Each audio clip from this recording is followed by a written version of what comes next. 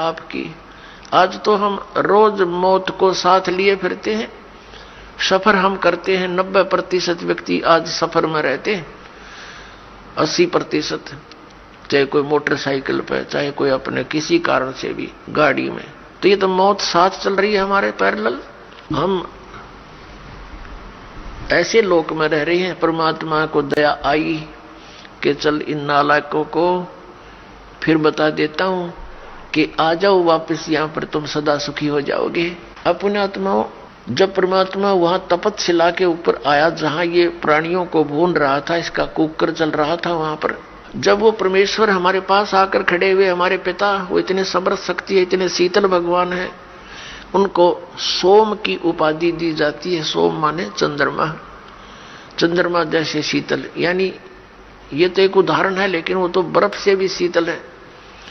तो कहने का भाव ये, जब हमारे पास आकर खड़े हुए, जब वो तपतशिला पर जल रहे थे 1 लाख प्राणी, उनमें ऋषि भी थे, मैं ऋषि भी थे, गुरु भी थे, शिष्य भी थे, आम जनता के व्यक्ति भी थे।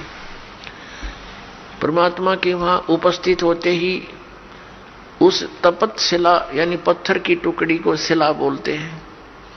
एक तई के, बहुत बड़ी तई के समान है। बाकी सूक्ष्म शरीर जो होता है वो ज्यादा बड़ा नहीं होता, अपने अंगूठे के साइज का रह जाता है, आकार ज्यों का त्यों रहता है। जिस भी शरीर से आप निकल कर गए हो, जब तक आपको दूसरे शरीर में नहीं डाल देता, नहीं आपका दूसरा शरीर नहीं मिलता, तब तक आपका वैसा ही शरीर रहेगा। चाहे आप पितर रूप में रहो, चाहे भूत रूप में रहो, या वैसे भटकते रहो कहीं पर, या स्वर्ग आदि में रहोगे। स्वर्ग के अंदर जाने के बाद फिर आपको नए सिरे से शरीर मिलता है, वहां अलग से शरीर फिर आपका बहुत लंबा चौड़ा और बड़ा बन जाता है। तो कहने का भाव यह है कि रहेगा आकार मनुष्य का ही। तो जब ये दूसरे शरीर में पशु पक्षी के में चला जाता है, तो फिर उस पशु वाला ही शरीर आपका रहेगा। जब उससे निकल जाएंगे तो नेक्स्ट में प्रवेश होगा तो उस जैसा ही हो जाएगा। फिर मनुष्य शरीर में आएगा तो मनुष्य जैसा ही, मनुष्य के अंदर जो आपका जीव आएगा उससे निकलेगा तो फिर भी वो मनुष्य जैसा ही रहेगा। ऐसा होता है। तो इसको ये बहुत थोड़े ही स्थान पर लाखों की संख्या में बैठ सकते हैं। एक शरीर में जैसे किसी बहन भाई में देखा, प्रेतों की पूरी मंडली की मंडली प्रवेश हो जाती है। वो सूक्ष्म शरीर होता है उनका, एक एक में 20-20, 30-30 प्रवेश हो जाते हैं। ये भूत यानी सूक्ष्म शरीर इतना छोटा ही होता है, ये बड़ा भी हो जाता है और घटता घटता इसको बहुत सूक्ष्म छोटा भी बन सकता है, ऐसा आ जाता है। इस अंगूठे से भी छोटा बन जाता है। यानी इसमें एक ऐसा तत्व है जो सूक्ष्म ही है। अब उसका क्या आपको प्रमाण दें? जैसे जो भक्त इस दास से उपदेशी हैं, परमपिता की यथार्थ भक्ति कर रहे हैं, उनकी आंखों के सामने कुछ भक्ति के लक्षण दिखाई देते हैं। ऐसे सूक्ष्म हैं वो, तार से दिखाई देंगे, कुछ और भी बहुत सी ऐसे नजर आएंगे। वो इतने सूक्ष्म होते हैं, वो आपके भक्ति के परिणाम हैं, लक्षण हैं। आपकी कितनी भक्ति बढ़ गई है वो उसका, वो समझ लो पैमाना है। और वो इतना सूक्ष्म है कि आप जैसे बस में बैठे हो या गाड़ी में बैठे हो अपनी कार में, और शीशा बंद हो, उस ग्लास से देख रहे हो तो शीशे के बाहर भी दिखेगा आपको, यानी शीशे को भी पार कर जाता है। और अंदर देखोगे तो यहाँ निकट से निकट भी बहुत छोटा भी हो जाता है।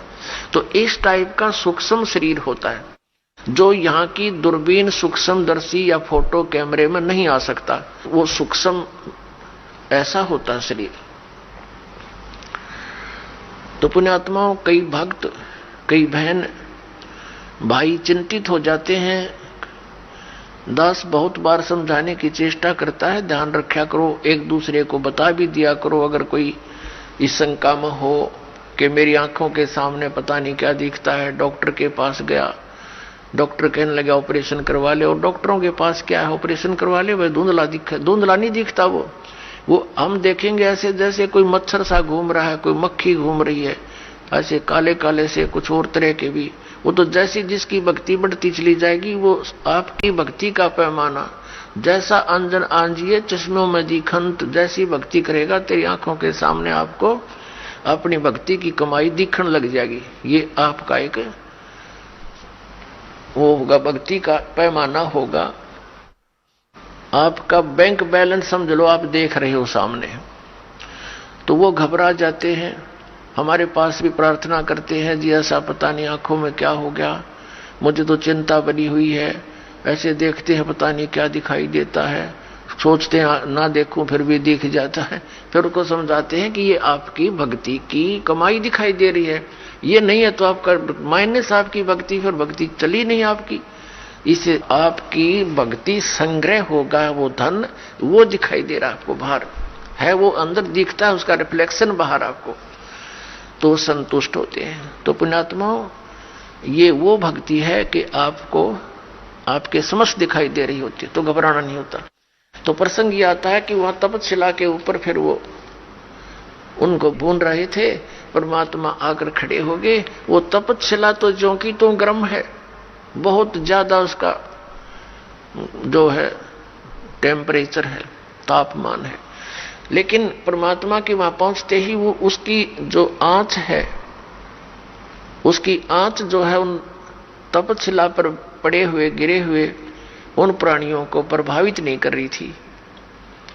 तो जैसे आपके सिर में दर्द होते है तो आपका बोलने भी दिल ना करे, चाहे कितना प्यारा व्यक्ति बैठा हो, और जब वो दर्द ठीक हो जाए, खूब बतलाओ घंटों तक, तो ऐसे उनकी वो पीड़ा खत्म होगी तो सब बैठ गए ऐसे। और देखा, उन्हें सोचा भगवान आ गया, और कहा हे भगवान, उन्हें सोचा तो ये था कि यहाँ भगवान आ गया, और वो आ गया रियल भगवान, रियल गॉड आ गया वहां पर। उसने कहा, सब प्राणियों ने पूछा, हे परमात्मा, हम अब यहाँ कौन से कर्म का दंड भोग रहे हैं? क्योंकि यहां हमने विधान का पता है कि जैसे कर्म करेगा वो भोगने पड़ेंगे। यदि पाप करोगे तो पाप भी भोगने पड़ेंगे, पुण्य करोगे तो पुण्य भी प्राप्त होंगे, या जैसा कर्म करोगे वैसा ही मिलेगा। और परम पिता परमात्मा, परम अक्षर ब्रह्म सत्य पुरुष कबीर साहिब का विधान है कि यदि उनकी सत भक्ति करोगे तो आपके पापों का नाश कर दिया जाएगा। पाप आपको भोगने नहीं पड़ेंगे, लेकिन भविष्य में गलती ना करना, एक कंडीशन भी साथ रखी जाती है।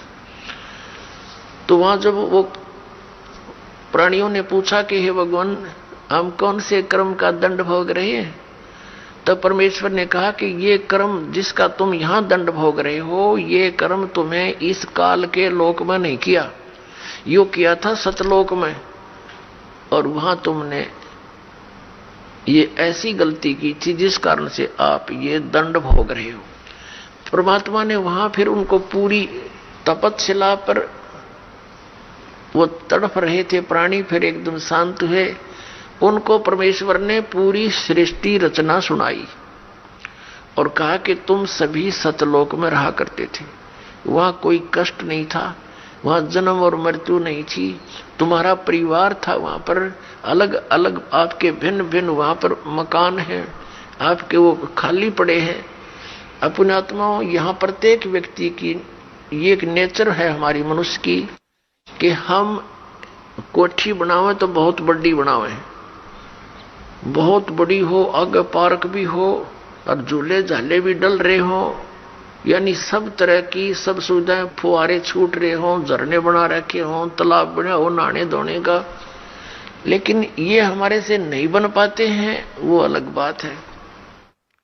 तो ये सब सुविधाएं आप जी को वहां सतलोक में है, और वहां आपका परिवार था, और पूरा का पूरा बहुत बड़े बड़े मकान आपके वहां पर हैं, नूर के महल हैं, नूर के बाग हैं आपके, अलग अलग प्रत्येक वहां हंस के परिवार का एक बहुत बड़ा लंबा चौड़ा व्यवस्था है।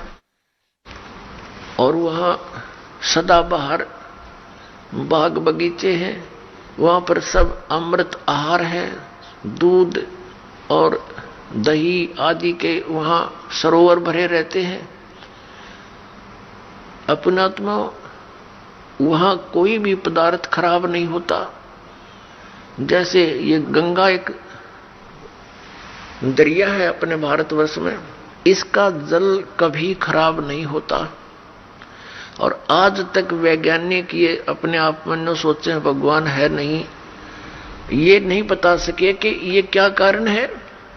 हिमालय से कितनी दरियाएं आ रही हैं और उसके जल को कितने दिन रखो आप खराब नहीं होता। ये एक सैंपल है उस सतलोक के पदार्थ का। ये सतलोक से आई है ये गंगा, और सतलोक से आई है ये निरंजन काल के लोक में, फिर आई है ब्रह्मांड में, जहां ये काल का एक टॉप, ब्रह्मांड के शिखर में टॉप में इसका अलग से एक गुप्त स्थान है। ये पहले वहां आकर गिरी, वहां इसने इसका बहुत बड़ा सरोवर था, वो 6 महीने में भरा। वहां से फिर आई विष्णु के लोक में, वहां का सरोवर भरा। उसके बाद फिर आई है शिव के लोक में, यहां जो इस काल का पुत्र है शिव, उस शिव के लोक का भी एक जटा कुंडली डैम है, एक बहुत बड़ा सरोवर है। वो 6 महीने में फुल हुआ वो भी, फिर वहां से फिर ये ओवरफ्लो होकर वहां से चली, वहां से आ रही है। ये इसके आने का तरीका दूसरा है। जैसे समुद्र से यहां वर्षा जो होती है तो समुद्र का जल कैसे वहां से चलता है, वाष्प बनकर उठा, बादल का रूप धारण किया, करोड़ों टन जल ऊपर आकाश में बगैर किसी सपोर्ट के उसका रूप बदल दिया परमात्मा ने। बादल का रूप बन रहा है, करोड़ों टन वाटर है और आराम से आसमान में निरालंब है, और फिर आके बरसन लग गया। तो ऐसे ही ये वहां से सूक्ष्म रूप से गंगा वहां से शिव के लोक से गिरती है, वाष्प रूप धारण करती है। इसकी वाष्प का एक निर्बाध वे है, वो सीधा आकर के हिमालय के उस स्थान पर आकर बर्फ रूप में बन जाती है, और वहां से मेल्ट होकर के वो कंटिन्यूस नीचे आ रही है। तो ये सैंपल है उस परमात्मा के सतलोक के पदार्थों का। वहां कभी यहां भी खराब ना होती से गंदे लोक में, वहां तो बड़ा स्वच्छ स्थल है। तब परमात्मा ने सारी सृष्टि रचना बताई कि पुत्रों बच्चों, तुमने एक भयंकर भूल करी थी। ये काल भगवान वहां तपस्या कर रहा था, तो तुम उस पर आसक्त हो गए, और वो तपस्या कर रहा था कि मुझे अलग स्थान चाहिए। सत्ययुग तप इसने एक किया, उसके प्रतिफल में परमेश्वर सत्य पुरुष ने, कबीर साहिब जी ने इसको 21 ब्रह्मांड प्रदान कर दिए। तप से राज्य प्राप्त होता है। इसने फिर सत्ययुग तप किया। फिर परमात्मा ने पूछा कि तू क्या चाहता है। इसने कहा जी भगवान मुझे कुछ कंस्ट्रक्शन करने की सामग्री दे दो, मटेरियल दो। ये ब्रह्मांड 21 ब्रह्मांड तो ऐसे हैं जैसे खाली प्लाट पड़े हो। परमात्मा ने इसको 5 तत्व और 3 गुण प्रदान कर दिए कि ले तू अपना खेल ले, खिलौना तो है। इसने सोचा कि कंस्ट्रक्शन भी कर लूंगा, मकान बना लिया प्लाट में, फिर मैं अकेला इनमें करूंगा क्या, मेरे साथ कुछ प्राणी भी होने चाहिए। इसने फिर तप शुरू किया। तब इसने क्या मांगा कि भगवान मुझे कुछ जीव दे दो। 64 युग जब तप कर लिया, परमात्मा ने पूछा कि अब क्या चाहता है, जो मांगा तुझे मैंने दे दिया। तब इसने कहा कि परमात्मा कुछ आत्माएं दे दो, मेरा अकेले का दिल नहीं लगता। तब परमेश्वर ने कहा था देखो भाई, तेरे तप के बदले में और कोई प्लाट चाहिए ले ले, लेकिन ये आत्मा मेरी अंश है, नहीं दूंगा, क्योंकि ये सब मेरे ही शरीर से उत्पन्न हुई है, मेरे वचन से उत्पन्न हुई है, मेरे बच्चे हैं। अपने आत्मा जिसका लाग गया वो जाने। जैसे इन बहनों से पूछकर देखो, पिता में भी ममता इतनी नहीं बनती बच्चों में जितनी मां में बनती है। एक बहन को एक बच्चा हुआ, उसके ना हाथ ना पैर ना सिर, एक रसोड़ी सी, और थोड़ी देर तड़फा और खत्म हो गया। उसके लिए भी बुरी तरह रो रही है, टक्कर मार मार के, हाय मेरा बच्चा, हाय मेरा बच्चा। अब इसी प्रकार हम परमात्मा के बॉडी से निकले हैं, उसके वचन से। और पुण्यात्माओं, जो ये लोग कहते हैं, कुछ दिग्भ्रष्ट व्यक्ति आचार्य पद प्राप्त करके, गुरु पद प्राप्त करके इन्होंने ठेका ले रखा है जनता को गुमराह करने का और शास्त्र विरुद्ध ज्ञान बताने का। ये कहते हैं जीव ही परमात्मा है और अस्तित्व है ही नहीं। अब जैसे ये साथ में उदाहरण भी लेते हैं तुलसीदास कृत रामायण की चौपाइयों का। गोस्वामी तुलसीदास जी ने भी कहा है कि ईश्वर अंश जीव अविनाशी, ईश्वर का अंश है ये जीव, लेकिन ये है अविनाशी।